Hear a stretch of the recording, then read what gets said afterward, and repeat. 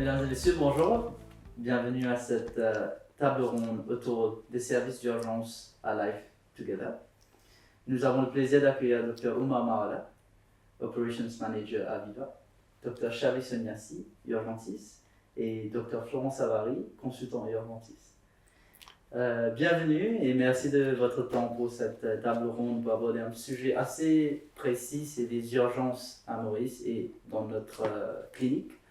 Donc, pour commencer, je voulais peut-être avoir un overview du Dr Marala sur les opérations des urgences, le fonctionnement de services d'urgence, comment ça se passe et comment vous gérez entre vous les équipes. Alors les urgences, c'est tout simple, hein. C'est un département où en gros, on va recueillir des services médicaux sans rendez-vous. En gros, c'est ça. Dans le langage créole, on l'appelle casualty. En anglais, on l'appelle accident and emergency. Mais en gros, ça veut dire à peu près la même chose. Ce qui est important dans les urgences, c'est qu'il y ait une équipe pluridisciplinaire. On parle de médecine d'urgence, donc forcément, il y a un médecin urgentiste, mais pas que, heureusement. Il y a des infirmiers, il y a des brancardiers, il y a des ambulanciers. Et si vous voulez, les urgences, c'est toute une infrastructure et c'est fait pour que ce soit le plus efficient possible. C'est fait pour que le patient dépense le moins de temps dans le transit. Déjà, par exemple, le déchocage se trouve juste après l'endroit où l'ambulance arrive. S'il y a besoin de faire réanimer un patient à l'arrivée, ça se fait de façon très naturelle. Après, il y a des boxes de soins, il y a des chambres de traitement et le patient va, à partir de là, bénéficier d'un service médical avec une consultation avec son médecin. Sauf que, avant d'en arriver là, il y a un triage qui se fait parce qu'on n'est pas sûr de qui est-ce qui arrive quand. Et comme les mots n'arrivent jamais annoncés, parfois il peut y avoir des pathologies qui nécessitent une prise en charge ultra urgente. On parle de code rouge, de priorité vitale. Parfois, c'est des niveaux de priorité qui sont un peu inférieurs. Donc, par exemple, un arrêt cardiaque, ça va être un code rouge, ça va être une priorité vraiment vitale. Un petit rhume, ça va être un code vert. Et bien sûr, ça peut permettre beaucoup plus de temps avant une prise en charge éventuelle. Donc le triage se fait à l'arrivée par des infirmiers, puis après le patient va être orienté vers son médecin urgentiste qui à partir de là va enclencher les traitements vraiment purement médicaux. Ce qui est important et surtout chez Life parce qu'on y accorde une emphase qui est quand même palpable, c'est de bien comprendre comment on oriente les patients après les urgences. C'est-à-dire que le parcours du patient débute très souvent aux urgences, mais ne finit rarement que là. Parfois, il y a une hospitalisation derrière. Parfois, le patient va passer en consultation avec un spécialiste. Parfois, des imageries vont être envoyées. Parfois, des échantillons de sang pour la bio, en l'occurrence, ou d'autres tests.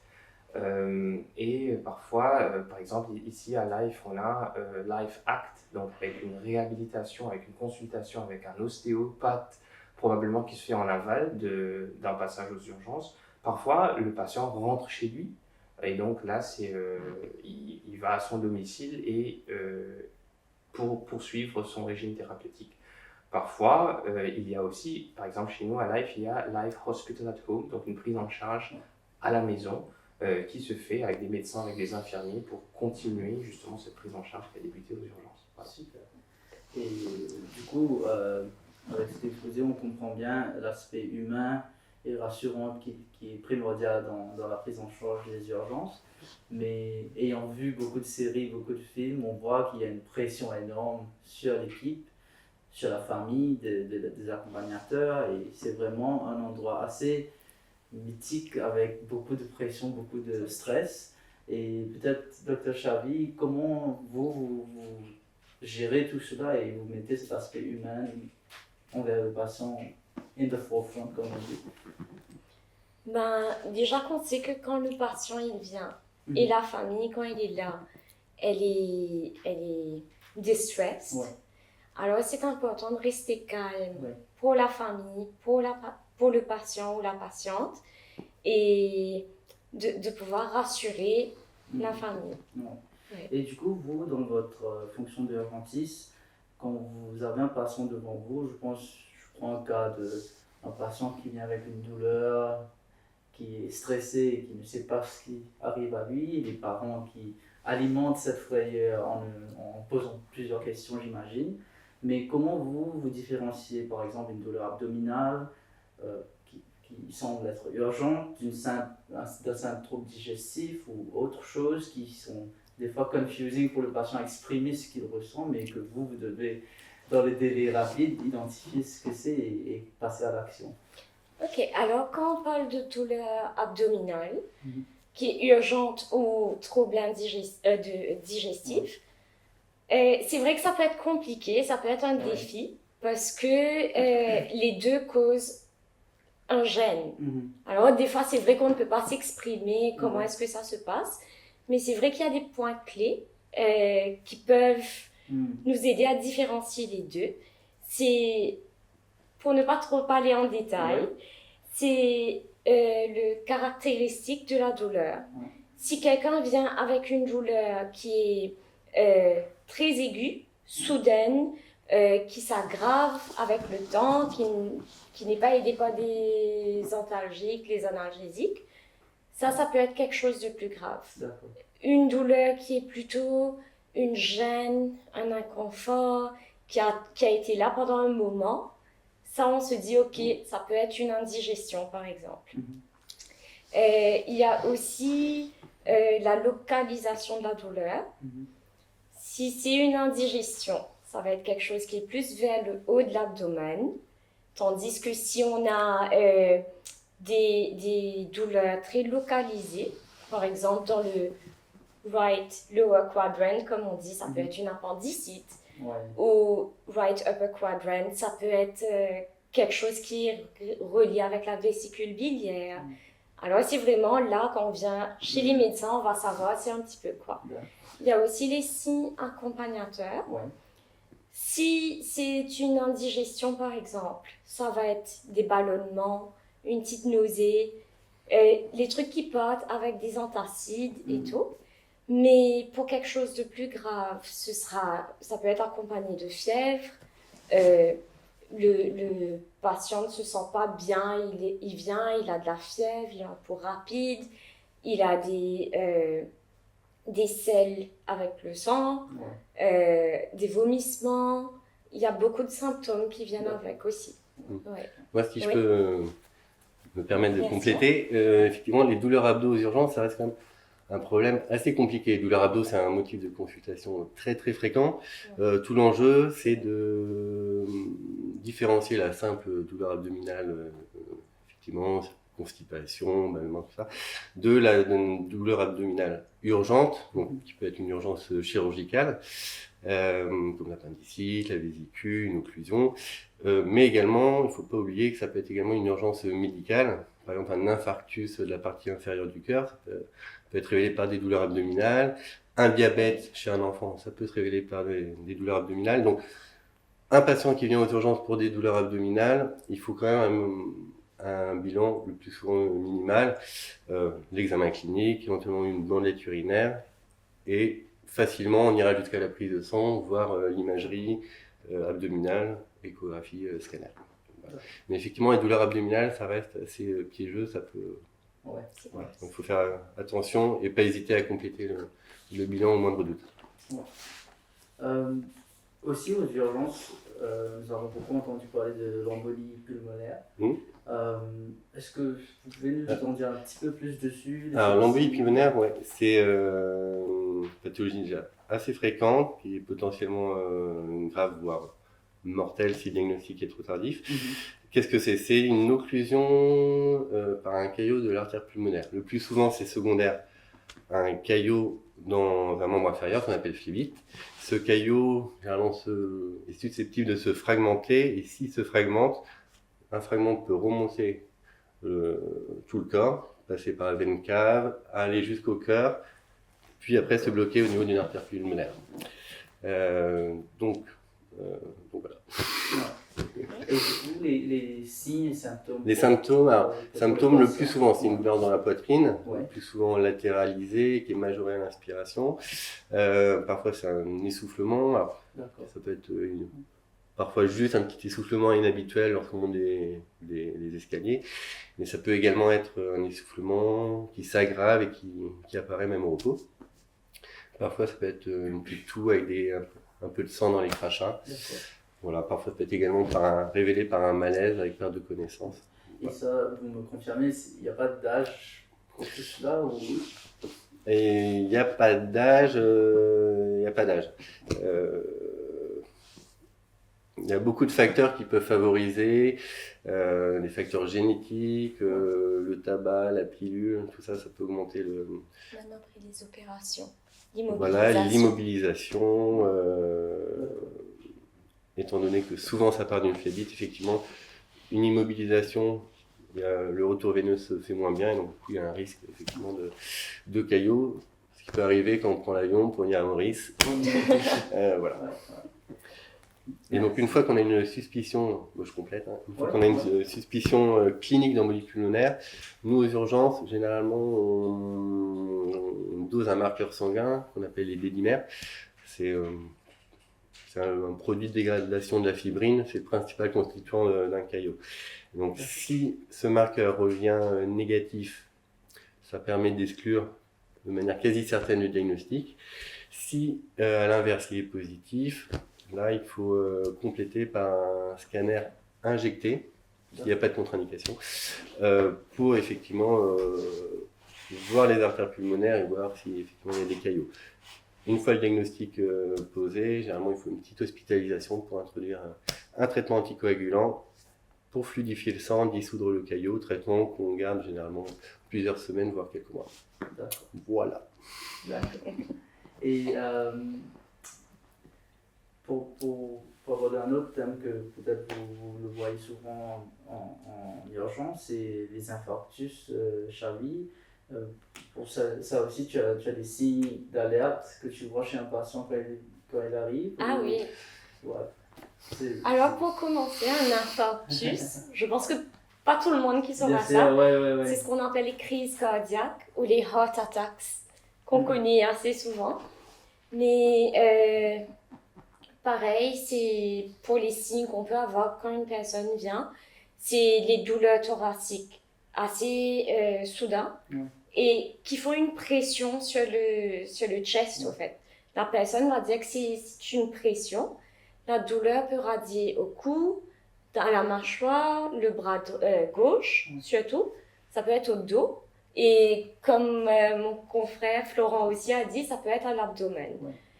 La personne aura un essoufflement qui est inexpliqué aussi. On peut avoir des nausées, des vomissements, une transpiration. Et ça peut être confondu avec une gastrite. Il faut tout le temps faire vérifier. Bien sûr. Et faire un électro, du coup, au moindre doute à l'arrivée aux urgences. Et par ailleurs, souvent, donc, l'infarctus peut arriver soudainement, mais parfois, il y a des signes précurseurs, comme des douleurs qui apparaissent les semaines, mois avant, des petites douleurs qui apparaissent à l'effort, qui disparaissent à l'arrêt de cet effort. Donc dès qu'il y a des douleurs comme ça thoraciques à l'effort, il faut consulter et voir un cardiologue, éventuellement faire une épreuve d'effort avant d'arriver au stade de véritable infarctus. Ce qu'on appelle le stress test ici. Et peut-être docteur Mola, dans des cas comme ça, c'est des situations assez extrêmes pour le patient bien sûr, mais aussi pour la famille et les accompagnateurs. Pour vous, en quoi un accompagnement psychologique peut-il améliorer la récupération du patient, mais aussi l'encadrement de la famille, comment gérer tout cela, et est-ce que pour vous, il y a d'autres recommandations pour vraiment accélérer la récupération du patient du coup? Déjà, ce qu'il faut comprendre, c'est que personne ne veut aller aux urgences pour le fun. Même pas nous. Très souvent, même pas nous. Les gens arrivent aux urgences parce qu'ils n'ont pas trop le choix, parce qu'ils ont des douleurs, parce qu'ils sont dans l'incompréhension. Remarquez, si on prend les mêmes exemples qu'on a pris un peu plus tôt, en parlant de douleurs abdominales, ça peut être des douleurs tout à fait bénignes, comme ça peut être quelque chose de plus compliqué. En parlant d'essoufflement, on a tous des essoufflements dans du sport, mais ça peut être quelque chose qui est potentiellement mortel. Donc, ces informations, parfois, c'est pas à la portée de tout le monde de pouvoir faire ce diagnostic. Heureusement, sinon on n'aurait pas de boulot. Mais le but, c'est de pouvoir identifier quand est-ce qu'il y a un risque et quand est-ce que effectivement il faut entamer une prise en charge qui est plus importante. Donc, les patients, quand ils ne savent pas, ils vont venir aux urgences, c'est ce qu'on veut en fait. Et à partir de là, quand ils sont dans l'incompréhension, notre but, notre devoir, c'est vraiment de faire comprendre, c'est vraiment d'expliquer dans le respect. Moi, j'ai toujours tendance à dire A, B, C, D, E. A, c'est l'assiduité. Il faut être assidu dans le diagnostic, il faut aller trouver exactement ce que c'est. B, c'est la bienveillance. Et là, c'est pour un peu répondre à ta question. C'est d'être bienveillant, c'est que les médecins et les infirmiers, ils réalisent qu'en fait, il faut être empathique, il faut se positionner à la place du patient, il faut pouvoir démontrer cette compassion, cette bienveillance. Et ça, si c'est pas démontré aux urgences, il y a un gros problème. Paradoxalement, on a parlé de stress. C'est vrai que c'est un endroit qui est à pression pour le patient, certes, mais aussi pour les praticiens, parce qu'on n'est pas toujours au courant de ce qui se passe. Parfois, il y a des imprévus et on se retrouve stressé aussi pour le patient. Et donc, voilà, c'est important de pouvoir avoir cette bienveillance. On a parlé de A et de B. C, ça va être la communication. C'est bien communiquer avec le patient, bien expliquer ce que le patient a, à quoi s'attendre, et voilà, de rassurer, d'adopter ce ton rassurant au patient, surtout quand il y a des diagnostics qui sont un peu plus importants, où le patient se dit, en gros, il entend le mot infarctus. Voilà, c'est très compliqué pour lui de gérer, d'assimiler et d'absorber cette information. Donc c'est important pour nous de bien pouvoir communiquer. D, ça va être la dignité. Parce que les patients, quand ils arrivent, parfois, ils se sont vomis dessus, parfois ils sont en difficulté, voilà, ils ne sont pas dans leur meilleur état. Après, c'est important, parfois ils doivent se dévêtir pour des examens, etc. Donc c'est important de s'assurer que le patient est le plus digne possible, le plus respecté possible, qu'il se sente à l'aise. Et eux, finalement, c'est l'écoute. Pouvoir nous mettre dans une situation où le patient peut nous raconter ce qui ne va pas bien. Très souvent dans la médecine, on dit toujours, si on écoute le patient pendant assez longtemps, c'est lui qui te dira le diagnostic et pas le contraire. Pas toujours. Mais c'est important d'adopter un peu cette attitude où on participe vraiment dans le mal du patient. Et psychologiquement, on arrive à se mettre en confiance mutuellement. Et c'est là où on arrive à aider le patient mieux. Pour terminer, je pose une question à tous les trois. C'est vraiment, après avoir fait quelques tables rondes et discuté avec les équipes, j'ai bien compris l'emphase que Life met sur la multidisciplinary approach. Et je le vois dans les divers départements, comment on le met en pratique.